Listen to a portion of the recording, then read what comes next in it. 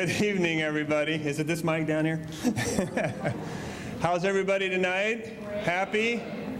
We have a wonderful turnout. Thank you for coming. This is great. The music. That's my theme song. I have a new pilot coming out tonight. Thank you for coming to Cupertino's annual CREST Awards. As I think most of you know, CREST stands for Cupertino Recognizing Extra Steps Taken. So tonight we have a lot of really deserving people. This is one of my very favorite events of the year that the city sponsors. And the reason for that is because it recognizes what I call unsung heroes. When you look at the plaque up here, you look at all the names of people, and by the way, they're on the back of your program. So you don't have to see that far.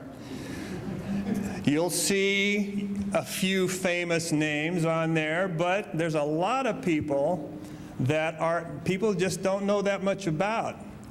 But they do a lot of stuff in Cupertino. They are the people that keep things happening. They don't want praise or recognition, but they get it anyway through this program. So when this program was first started, Donna Cray was trying to think up a catchy name for it, and I said, well, the Unsung Hero Award, and she didn't think that AHA was a good acronym, so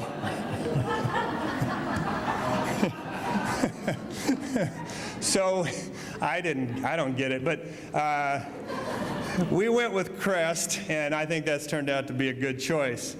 The awards tonight include a jade crystal engraved desk piece. Isn't that beautiful? All right, that's one thing.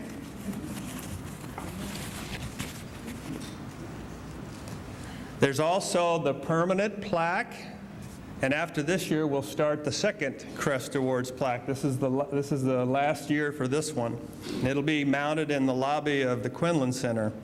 There's also proclamations included in the handouts this evening from Congresswoman Anna Eshoo, from Assemblyman Jim Caneen, and from our State Senator Byron Scher. So we really appreciate their recognition of these folks as well. I want to recognize a couple of people, though, that had a big role in tonight's activities, because I know we won't be able to later. From my office, Donna Cray, who's back over here, who put the whole thing together. And Linda Lagergren, who's sitting right over there. Wave your hand, Linda. And back in the secret room, controlling everything we do, are the crack crew from our city channel, Kellen Yamada, Pete Coglianese, and Ray Delgado. Let's give them a round of applause. And I'd like to acknowledge the camera people from our public access station. That's the home is over at De Anza College. Thank you folks for helping out tonight. And it is now my distinct pleasure and honor to introduce your mayor, Michael Chang, who will introduce the first award.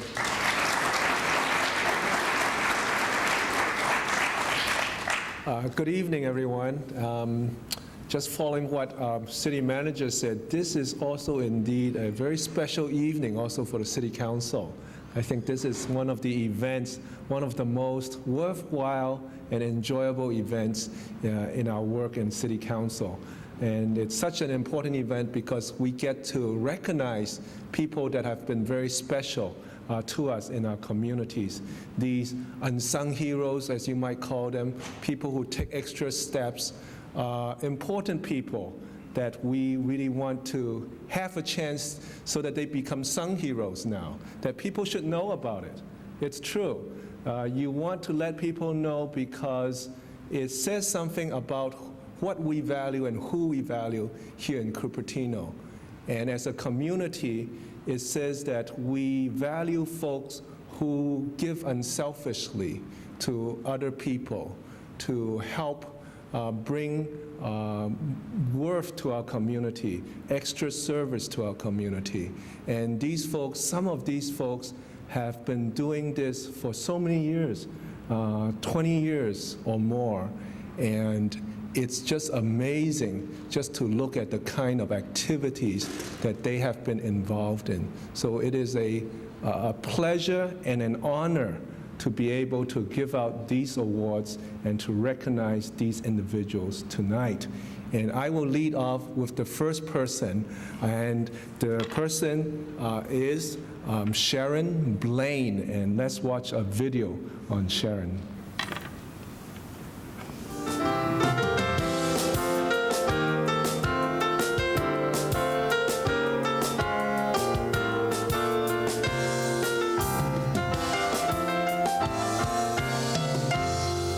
To be adopted. I think I would like to see some changes made.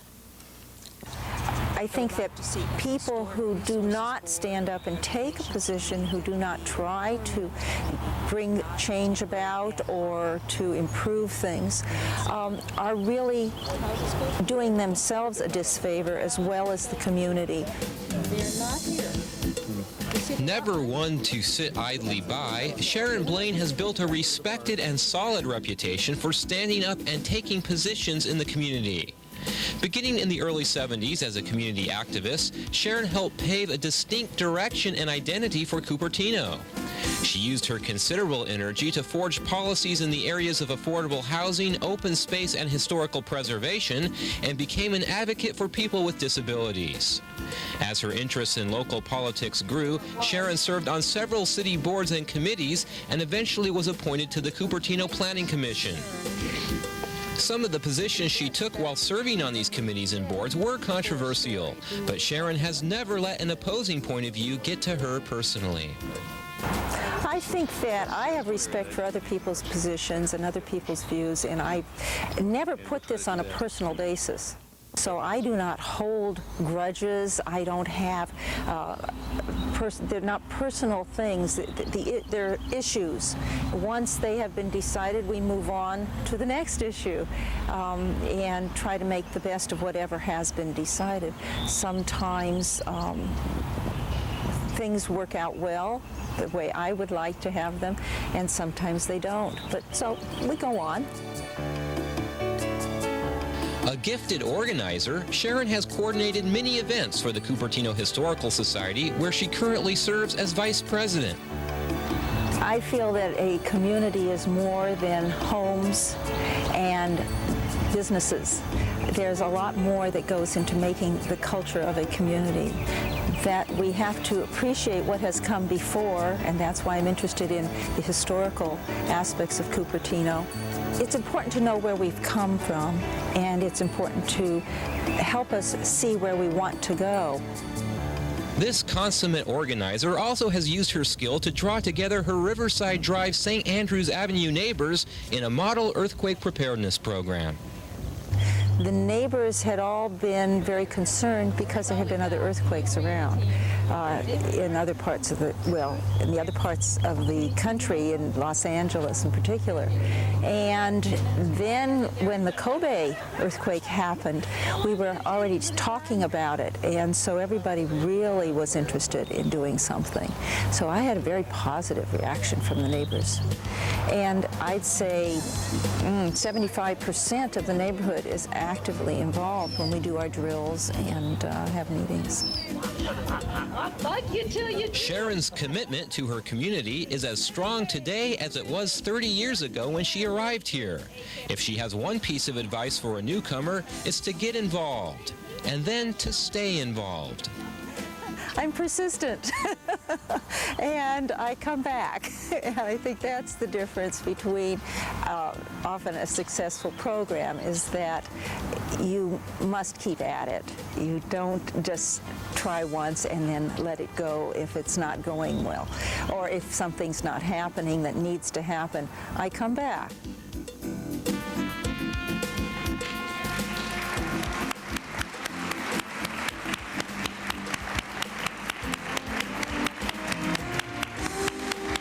Sharon Blaine, would you come up?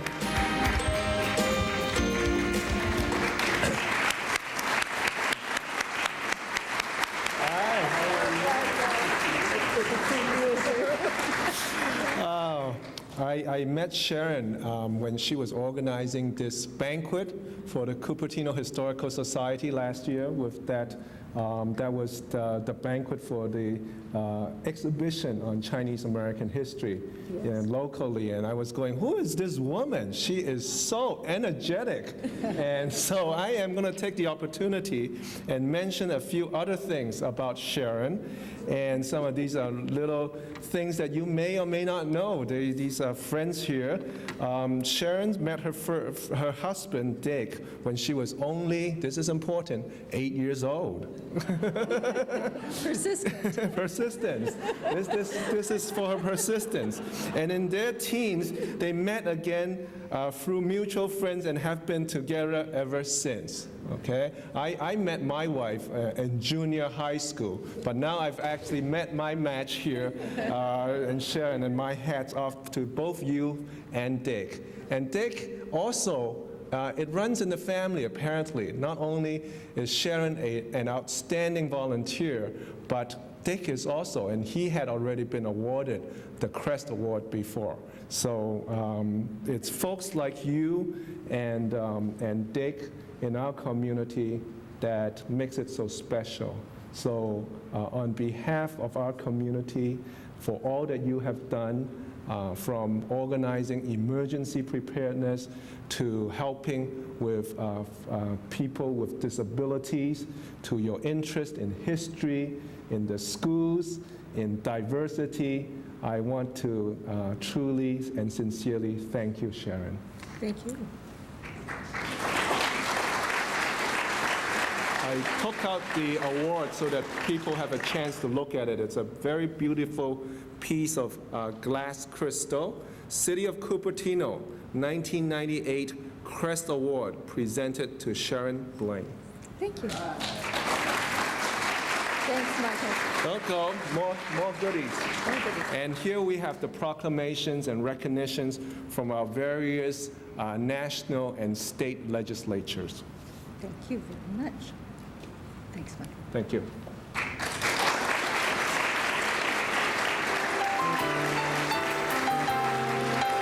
Next, I want to introduce Council Member Sandra James.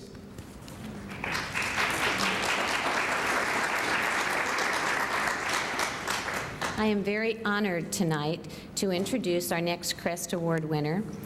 It's the Cupertino-Fremont Council of PTAs. Let's watch our clip.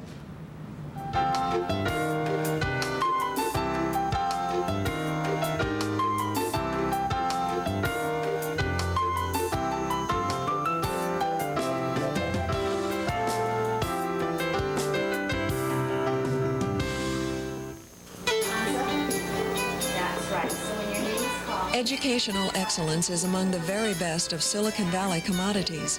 The area is brimming with some of the brightest, most promising children around.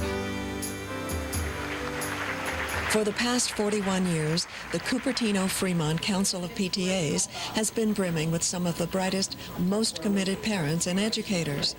This progressive organization serves the population of children enrolled in both the Cupertino Union School District and the Fremont Union High School District. The jurisdiction covers all of Cupertino, as well as parts of Saratoga, Santa Clara, San Jose, Sunnyvale, and Los Altos. PTA Council President Cheryl Karp. The purpose of PTA is to be an advocate for all children. We have over 10,000 members in our Cupertino Council, Fremont Council, who last year, I'm so proud to say, donated over close to 250,000 volunteer hours to the community. And this is not only to the schools, but it's also to the community. We have them working with sports and other things outside of actual PTA. In the past, PTA has been responsible for many worthwhile causes. And unlike many organizations that have remained static for several decades, this one knows how to change with the times. The group is committed to being there for parents. This is true even when parents are students themselves. With teen pregnancies a reality in our high schools, the PTA provides generous support to an innovative program for teenage parents based at Cupertino High School. And believe it or not, this was an old automotive shop. And just through volunteers and community donations, they've turned it into a program where teen moms and dads can come and get childcare for their kids while they go to school, so they can continue their education. For PTA, parent education is always very important, so we just feel this is such a worthwhile place. So we've donated money for some of this playground equipment, and again, we're offering our help as mentors and educators to try and get everything on the right track. A substantial immigrant population in the schools has also presented opportunities to adapt to new challenges.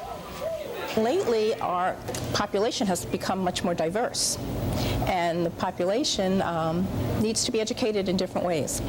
So, for example, right now, the council is working with the Asian American Parents Association to try to bridge the gap. To keep a step ahead of growing enrollment and the state mandate to reduce class sizes, many schools have had to eliminate non-academic programs like art and music. But this is where the PTA's Reflections program bridges another gap. We support a Reflections program which promotes the arts and music in schools.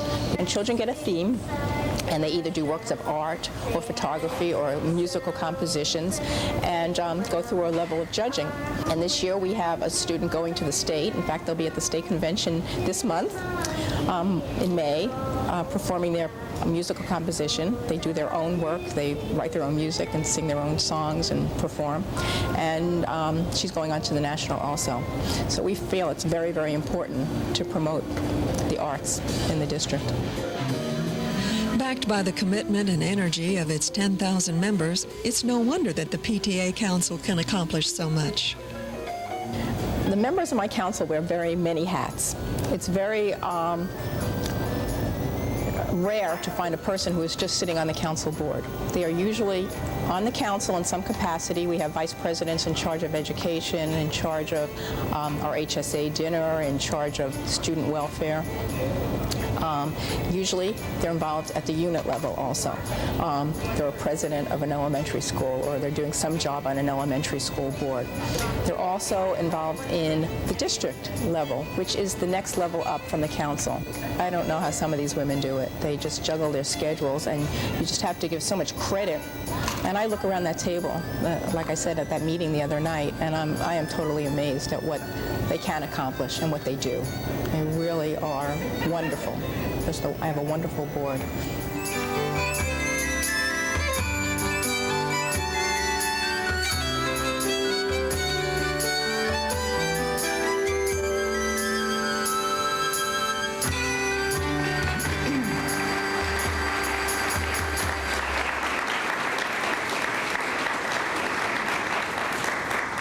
Accepting the award tonight for the Cupertino-Fremont Council of PTAs is President Cheryl Karp.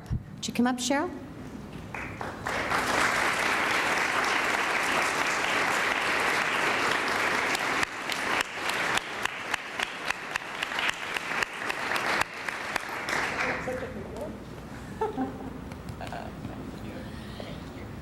I am very pleased to give this award because most of you know I came from the Cupertino School Board.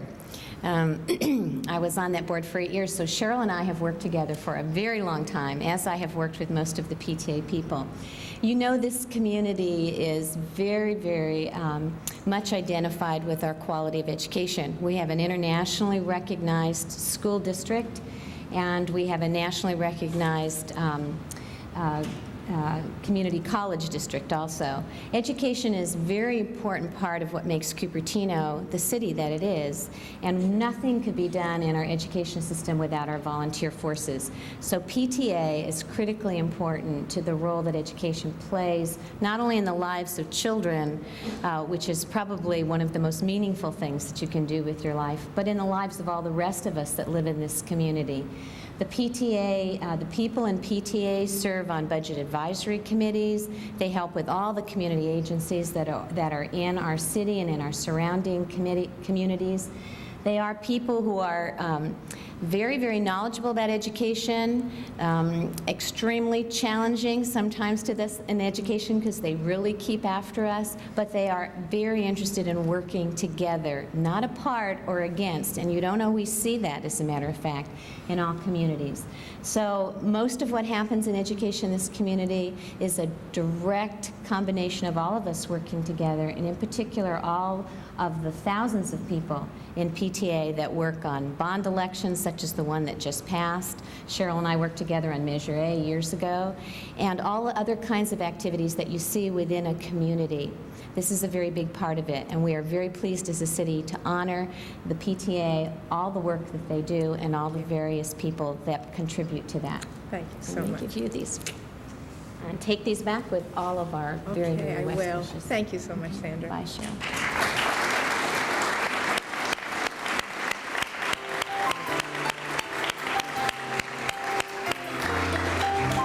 Our next CREST Award is for Cupertino Senior Center desk volunteers.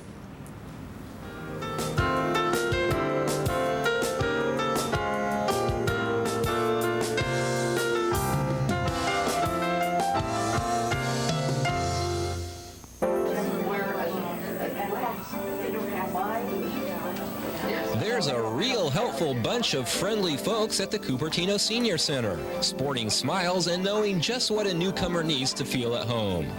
They're the Senior Center desk volunteers, about 30 warm and welcoming workers who can update a spreadsheet, handle an emergency call, or just make a good cup of joe. Well, without them, we couldn't operate here. They man the desk in the mornings and the afternoons. They give excellent customer service to people who come in and to people who call on the telephones. We have people signing up for trips and classes. We have people asking questions about services for seniors. And they are our desk volunteers are very knowledgeable, very capable, they're good listeners, and do excellent work. And their graciousness has continued to set the tone at the center. And we've found that something happens, and because each volunteer brings something special and different, it's a wonderful way to welcome new people. 2 volunteers work the desk during each shift. They give on the average 320 hours of service every week, and that adds up to about 4,000 hours each year. Remarkably, 5 of these dedicated souls have been coming to help out ever since the center opened in 1980. Our desk volunteers are the first place of contact usually for people, and they set the tone, the mood, and because they are welcoming and they make it a happy place. Some people start to come in because someone has said, gosh, you need to be more busy. But mostly people, once they're here, they really choose to be here. And getting up, used to get up for jobs, but there's something about having a commitment to being here and knowing they don't have to. But we haven't filled out one. I think the thing that I've enjoyed hearing them say is, I'm learning things I never knew I would learn about.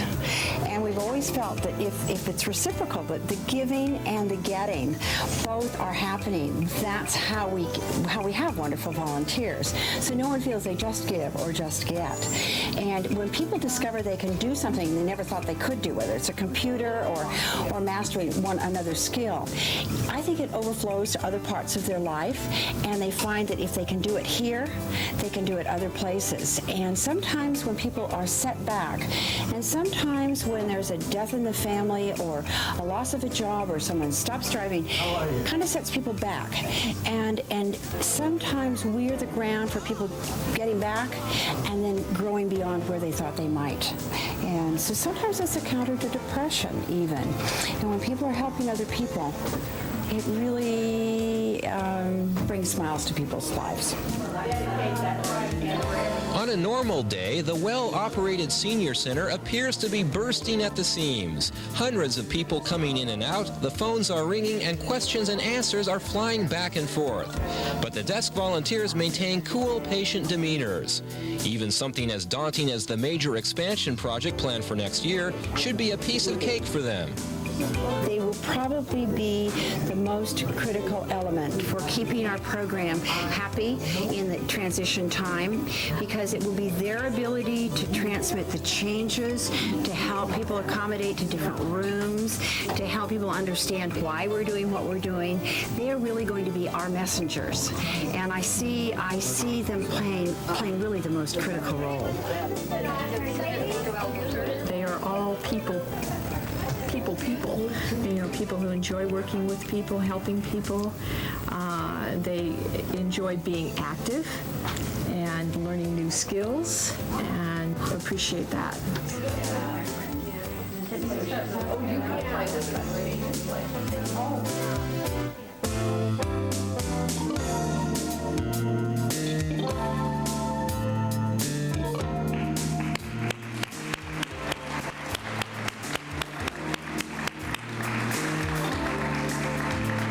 Accepting for the Cupertino Senior Center desk volunteers, Alice Jarrett and Dottie Papp.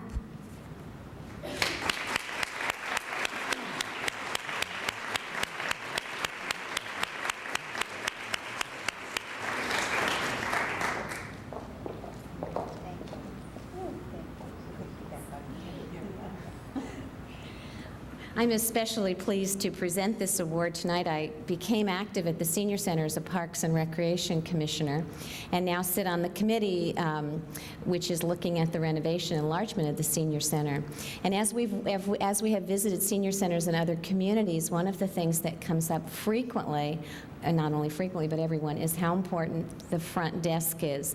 That when seniors come into a building, it's critically important that they are welcomed, that they feel welcome, that they feel that this is their place, and that the people that are there are warm, accepting, and freely give them the kind of help and advice that they want. We're very fortunate at Cupertino Senior Center because we already have the people. We just need to enlarge and enrich the building.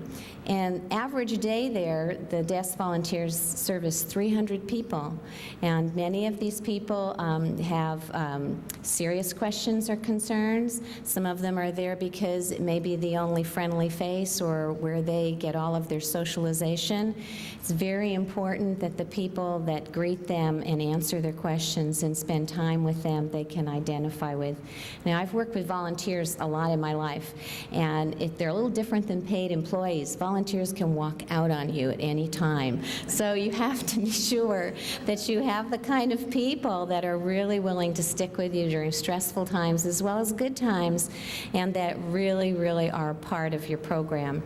If you haven't been over to the Senior Center, come on over and meet these wonderful people. Our seniors in this community are active, they're vibrant, they're very intelligent, they're a growing part of the community, and I think it's very appropriate that we saw the schools and now the seniors, because it explains and identifies a little more the uniqueness of the city, where all aspects of our cities are valued and work together to make Cupertino the city it is. So on behalf of all the citizens, again, please take these awards back to the rest of the volunteers with our very best wishes and our thanks.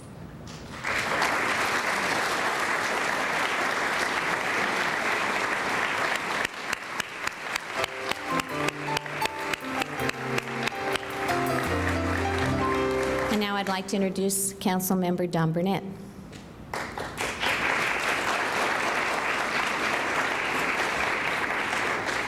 Thank you, Sandy.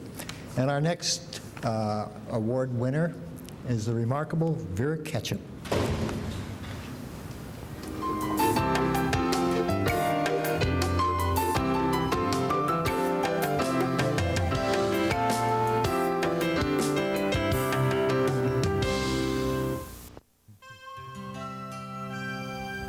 Volunteerism often embodies a circle of giving when there is perpetual benefit to both giver and receiver.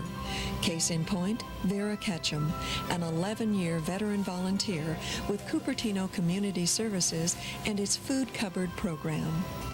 I thoroughly enjoy working for CCS, like I say. It's really been a godsend to me because otherwise I would never be out of the house. And I think if I hadn't started with CCS, I don't drive, and I think starting with CCS has kept me very active and has kept my mind sharp. So CCS has been good for me. I enjoy working for CCS, but in return, they've made my days happy too. Vera was introduced to CCS by her husband, Ross, who was an avid food collector, sometimes making 3 or 4 trips in a single day. She'd tape up all of the torn packages that Ross would bring home before delivering to CCS. Ross died in 1989. And after he died, I was kind of lost for a while. And so I went and saw Sally Brennan and asked her if I could come and work there, and she said yeah. So I started out on Miller Avenue with Sally, and I've been working ever since. No, I didn't bring any sandwiches today. They were here last night. Yeah. Oh, it's terrible when you have to be the boss. Vera works in the food cupboard 2 mornings a week and also serves on the altar guild at St. Jude's Episcopal Church. About a year ago, she suffered a terrible fall while at home. But in spite of the continuing pain and the arthritis both in her hands and knees, she remains enthusiastic and dedicated. I work hard. I work hard at home, too, in my yard. No fruit. Too bad.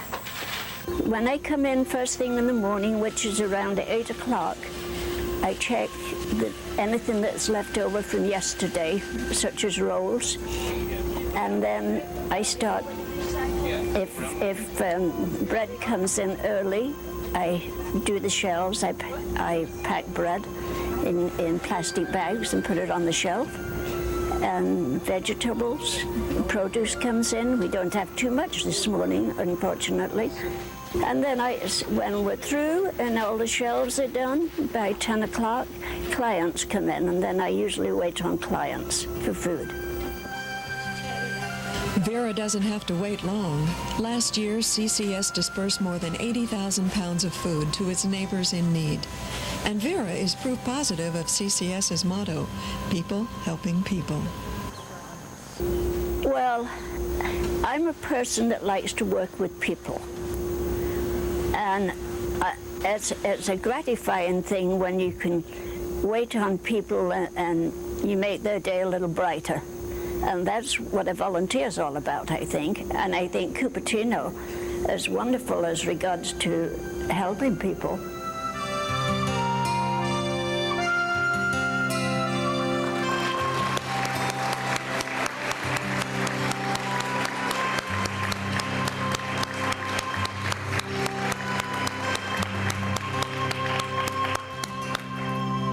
Yes, Mrs. Ketchum, would you come forward, please?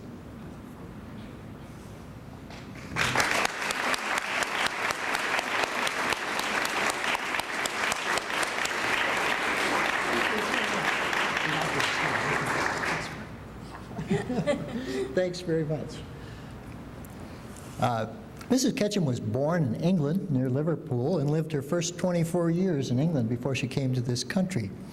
So you might get a little trace of that in her speech still after all these years. She's lived in her home right across from the Cupertino Chamber of Commerce for 39 years.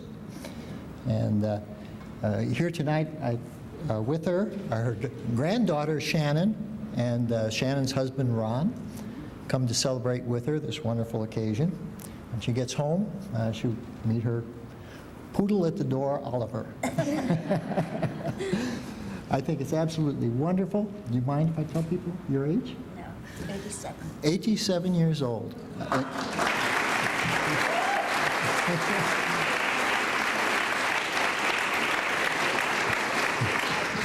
For 9 years. She's been doing this for 9 years. Would that we were all that lively and that involved when we're, if we're that lucky, 87 years old.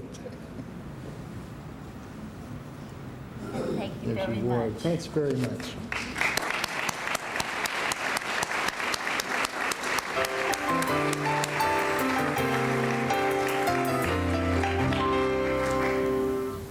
And now to introduce our next award winner, Council Member John Statton.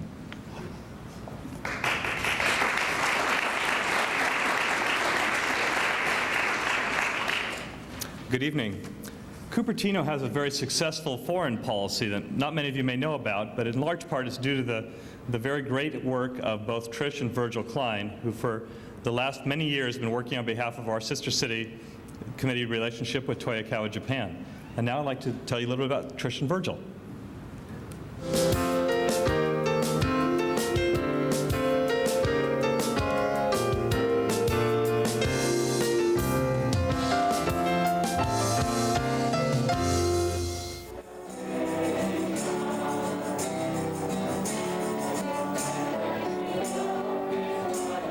It's 9:30 on a Sunday at St. Joseph's Church.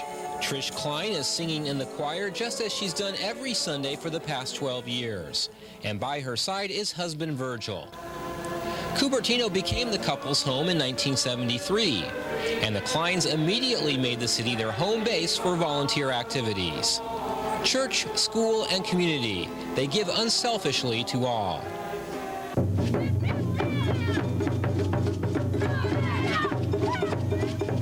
Especially to the Cupertino-Toyokawa Sister City Committee and its annual Cherry Blossom Festival. This spring celebration honors the city and the people of Toyokawa, Japan, and this year drew a record crowd of 45,000. The Kleins and a handful of other Sister City Committee members spend the entire year organizing this event. As treasurer, Virgil is responsible for all the festival's financial transactions and for obtaining grants. Trish is secretary, in between working full-time for the Cupertino Union School District.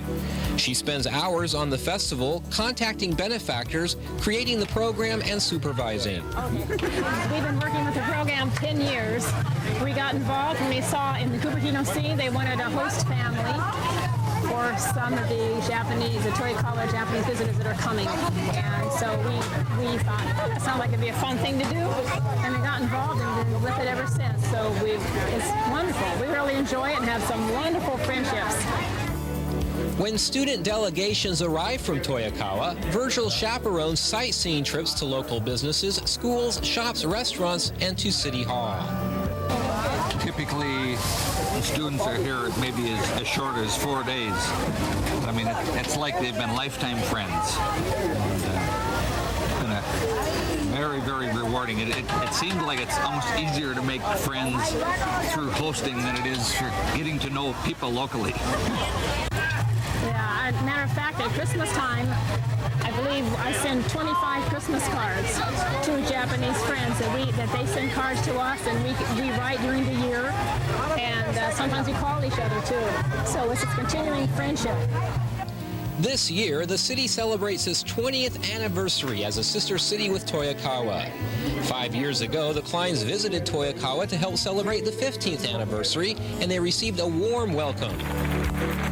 They're very friendly people, and they make you feel so special when you're there, almost like you're royalty, but we're just a citizen like they are, and I think that they try to please you so much. They're just nice people. Could I add say something? Sure. Yeah, I think one of the things that we both talked about is that our first impression was that, and particularly the Japanese men, we expected that they were very stoic and totally unemotional. And starting with the very first time that we hosted,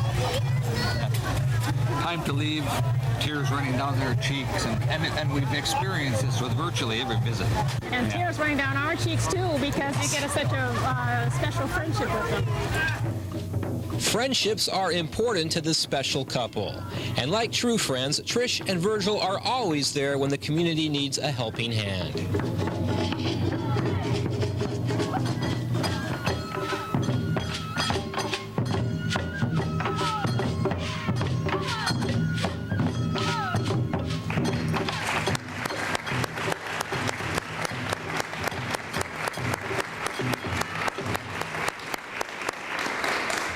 Trish and Virgil, the ambassadors from Cupertino, may we have you to the podium, please?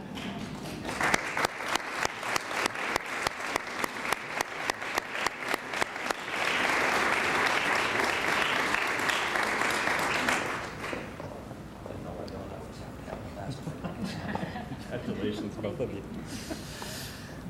Well, as I pointed out, you truly should be known as the ambassadors of Cupertino. As we saw in the video and as I've seen by working with both of you, you exude the kind of friendship and goodwill and good-naturedness that really has come to characterize our town, not only here but in Japan as well for the last 20 years.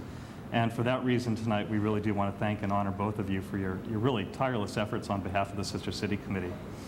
A couple of things that the group here might not know about, but since when you moved into Cupertino in '73, you had a history of working with people before, and that comes from both being raised in large families. Trish grew up in Baltimore as part of a family of 5, and Virgil hails from Minnesota on a farm as part of a family of 7. So you bring a diversity of experiences, I think, that really shows off very well as you mix with people of various cultures and various places around our planet. You also might know in the audience tonight that they began working with the Sister City Committee not just necessarily because they thought this was a great organization, but also because their son Greg was studying Japanese at the time. And you apparently both thought it'd be a good way for him to kind of learn and speak a little bit more of the language. And that apparently was very successful. Greg later on went to Japan and was a teacher of English and stayed there for a number of years. And again, I think promoted both our community and international friendship and understanding in a very positive way.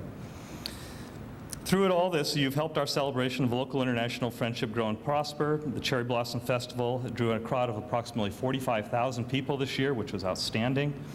And just 6 people on the Sister City Committee really make that entire festival happen, which shows you what a dedicated group of 6 people can really turn out.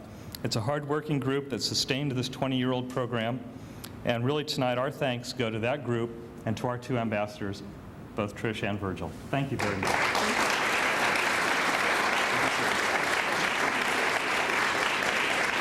We have some tokens tonight for saying thanks as well. Thank you both very, very much. Thank you.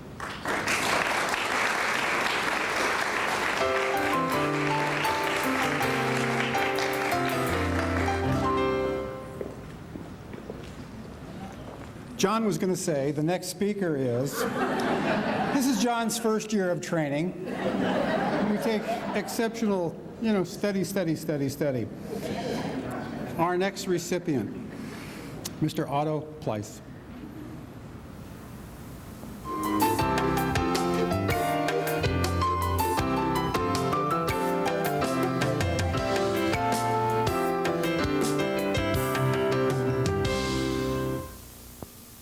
Get them vegetables up there off from the... Otto Pleis is on a mission, and his mission is to feed the hungry. This is called packing. There's so much that comes out of the back doors of these grocery stores that can be used, and it is used. I guess I do that just sort of being kind of funny saying I'm feeding the world, because sometimes we get a lot. Early in the morning, 4 days a week, this feisty 80-year-old collects food from grocery stores for local charitable organizations, many of which are in Cupertino. He has done this for more than a decade.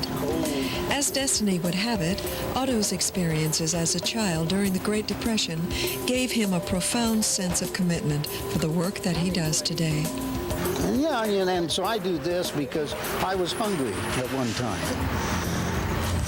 My wife and I, in 1938, when we first got married, after 6 months, I lost my job, and for 3 weeks, we ate cornmeal mush. There was no place to go to say, give me a handout or take care of me. And I guess I don't like to see stuff wasted, and I see this community center here in Cupertino. You need a lot of food, and here's the West Valley Presbyterian Church Nutrition Center. They can use food. And I take food to the Salvation Army, and I take food to the Cypress Center, because there's so much coming out of these stores that is wasted, and I guess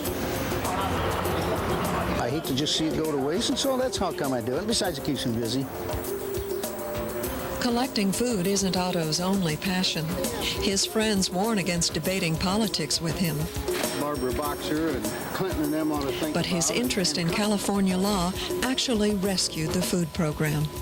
One of the grocery stores that donates food to us had some concerns about having liability. They thought, well, what if we gave something and one of our clients felt that there was something wrong with the food? And Otto, being as sharp as he is, knows that California law states that any grocery store or business who donates to a nonprofit for food donations to clients is not held liable in the event that there could be a problem with the food. And so Otto managed to get a copy of that law, take it to the grocery store manager, and we were able to keep that food supply coming in so that we could help our clients. So we think the world of Otto, and we are grateful that he chooses to spend his time helping the less fortunate people in Cupertino and in our area by gathering donations. This is such a great nation, and yet politically, or our politicians say they're going to do things, and then when they get into office, they don't do anything. Just like I mentioned a while ago, that welfare is great, but I think even to a degree people should contribute. Even if they get welfare, they should contribute. That's what built this nation, was what people did to build it. Is Otto ever thinking of slowing down? Yes, a little bit, because Mama's 83. I'll be 80 this fall, but in May, in about 2 weeks, we will have been married 60 years. And I'd like to get Mama, while we're in good shape, to maybe go see a little bit of various things. But I'm just glad that I'm doing it, and basically I thank God that I'm healthy, and I hope, and that by doing it, I just feel better.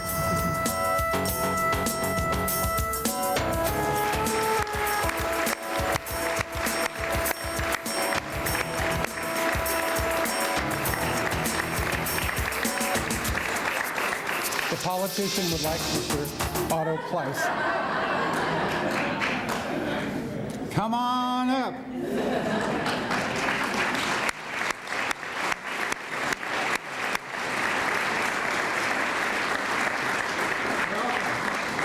Welcome. Thank you. He reminds me so much of Jack LaLanne. You know, I'm just sitting there. Outstanding. His nickname that we gave him is the Food Road Warrior. He's on a mission. He does outstanding work. He's trying to help the needy, the unfortunate, and the people that really would appreciate the effort, and he's giving it. This all started, I think, the desire to help in the food-related area when Otto and his cousin, they didn't buy a ticket. The phrase stowed away on a train from Nebraska to California. I'm trying to be polite. I know the priest is in the audience. Stowed away and came to California. When they came to California, they arrived at a Red Cross center, and they were given lodging and food. And I think in that case, it was the first meal they had, a good meal they had from Nebraska, and which was really critically important. And you see that relationship that he got in that experience carried through until today. The only problem is he only eats one meal a day right now, but that goes for 12 hours, constantly. She told me, honest. It was hard getting information on you, actually. She said that, too. Yeah. As you can see, an excellent sense of humor, very intense individual, an excellent mixer, and I was told, don't say anything about political views. I was given that in a warning in writing. He did just celebrate their 60th wedding anniversary, and on October 17th, Otto and Jerry Rice will share a similar number, the number 80. Congratulations. You're right. I am right.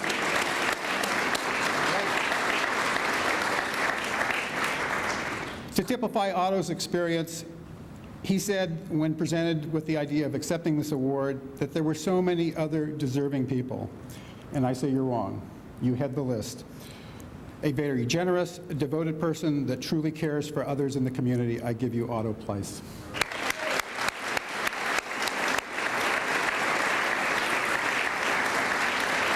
Thank you. Nice job.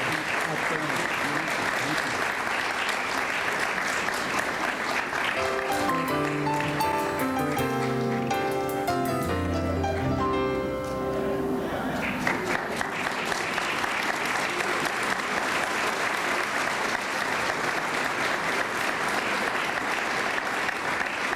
I told you, politicians aren't that bad. Our next recipient, Katie Waugh.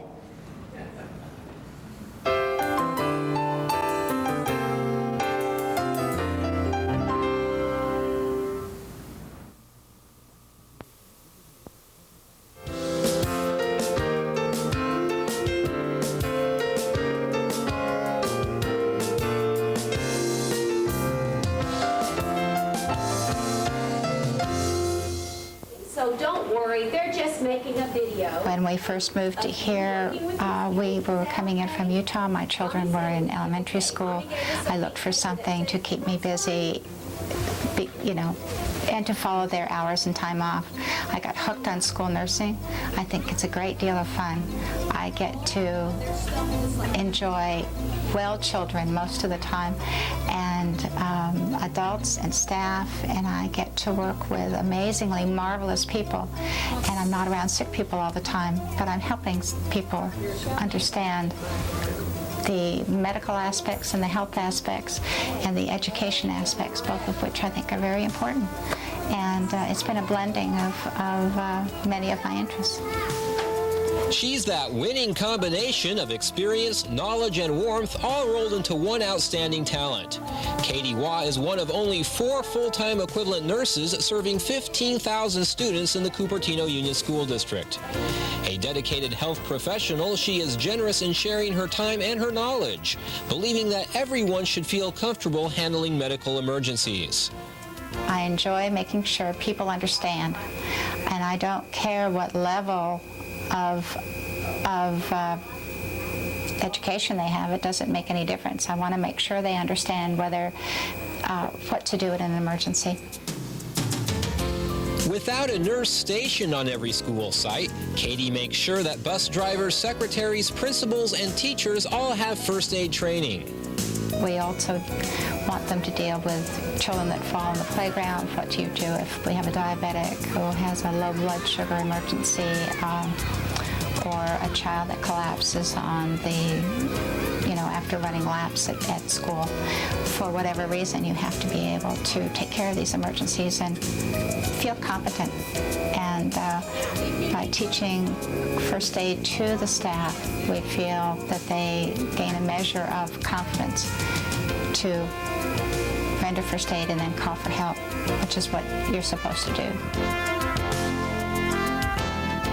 Katie's work extends beyond the schoolyard.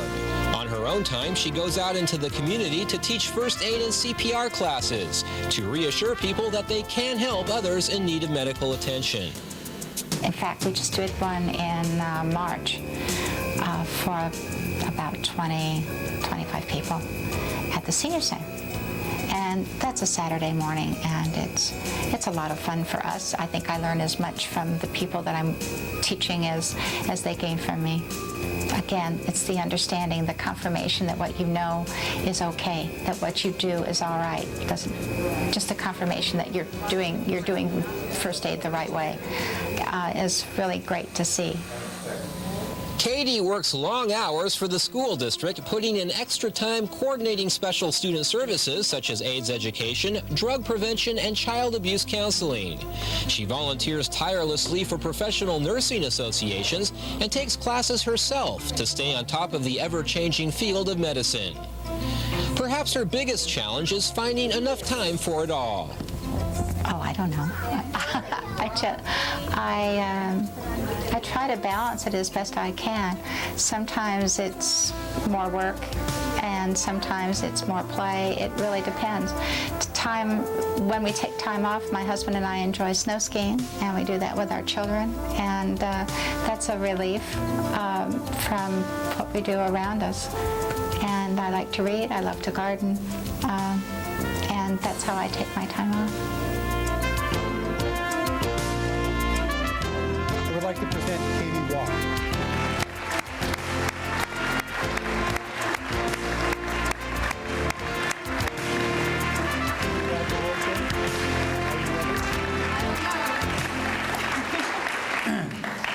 I'll start off by being very, very sympathetic. Laura Lee Sorensen nominated you, and when Laura Lee Sorensen says someone's a super nurse, it makes you stand up and listen.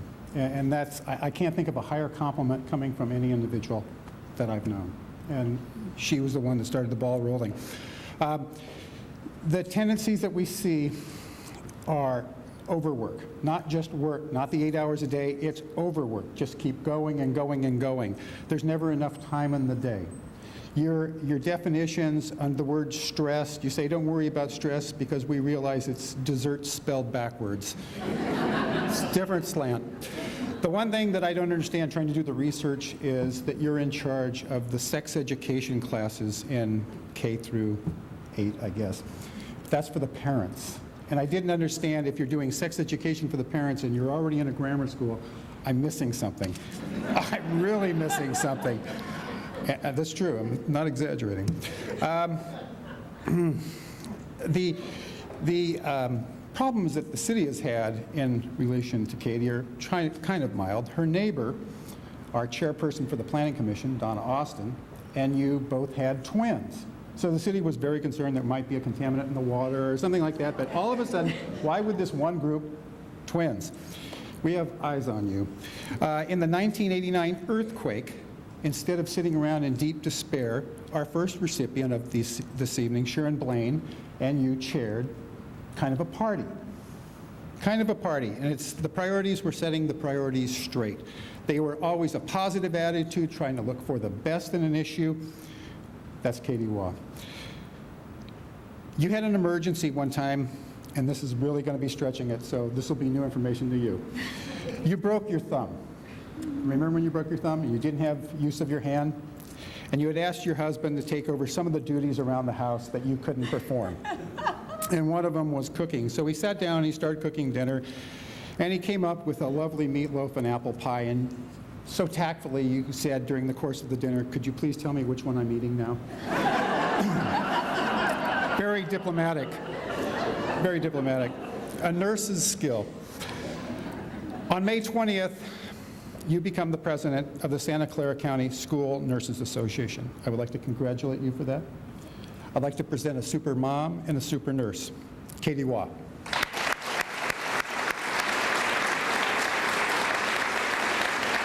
Congratulations.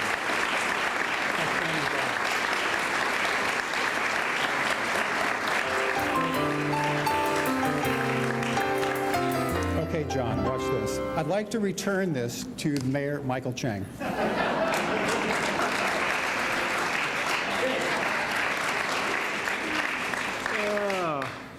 What a wonderful evening. As I was sitting there watching all the magnificent work that our honorees have done, I was just thinking what this means. America is so great for so many things, but this culture of volunteerism is something that's so special that we have here. It's something that we must cherish and that we must continue. And these folks that we have here tonight is inspirational to all of us, that we can all learn something from. The two organizations have probably put in, I guess thousands of hours collectively each year in volunteer work. Our volunteers, the 6 that are honored tonight, collectively have probably put in over 100 years of volunteer work in our community. And so I really do want to, again, to really thank them and to thank what they stand for. Should we just have another look at our honorees? One final look.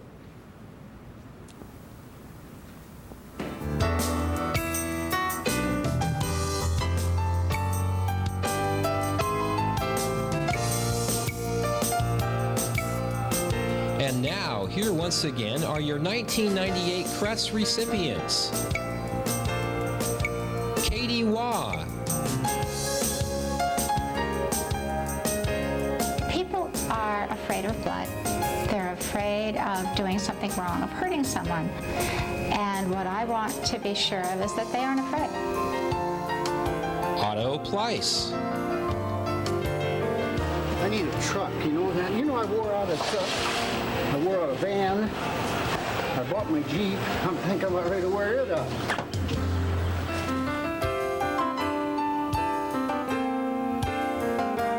Trish Klein,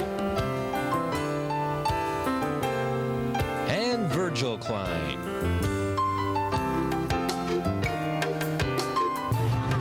I think we both also feel that our community is sort of like extended family. So it's not, you know, I mean, it's not just like we look at it as a volunteer activity. It's kind of like, it's sort of like a family activity. Vera Ketchum.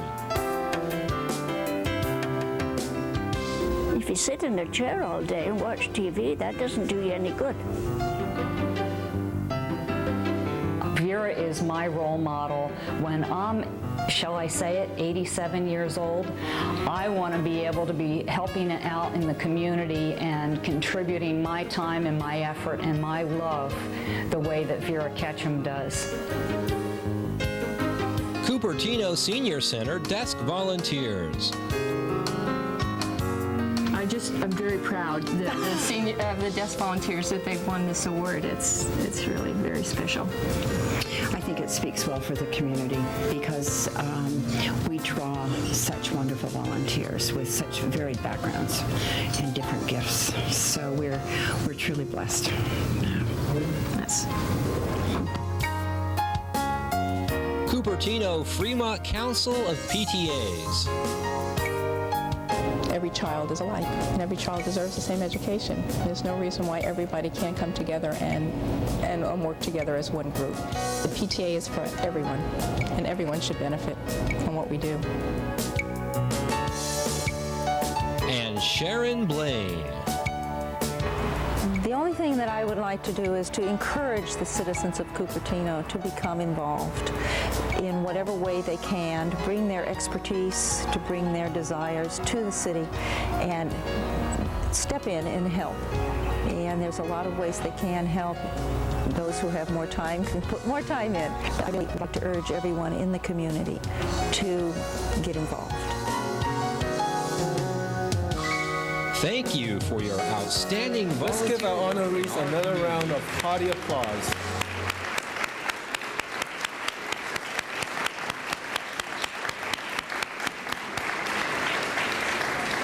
This brings us to the end of our event tonight, our ceremony tonight, but I want to again thank all those who make tonight possible, Donna Cray and her staff, the TV production unit, and also especially the folks who nominated these unsung heroes in our community, and the panel of representatives from our different commissions that helped us in this selection process, and the folks that they work with, and their family that allowed them to do what they do, and all those who are here in support of them.